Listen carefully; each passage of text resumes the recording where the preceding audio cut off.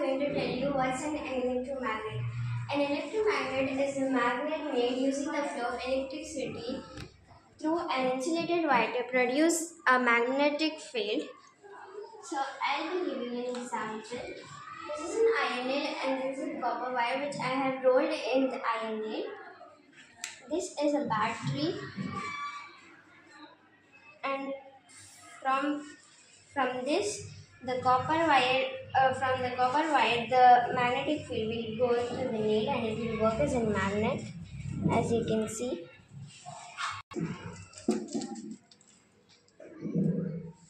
The magnet is working.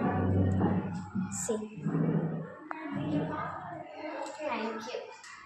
Good morning, I am Delia from Genetics. I am going to tell about electric magnet. The strength of the electric magnet can be increased by 0.1. More turn of the coil. 0.2.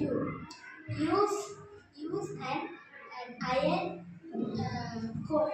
0.3. Increase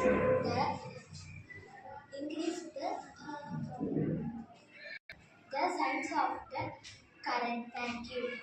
Thank you.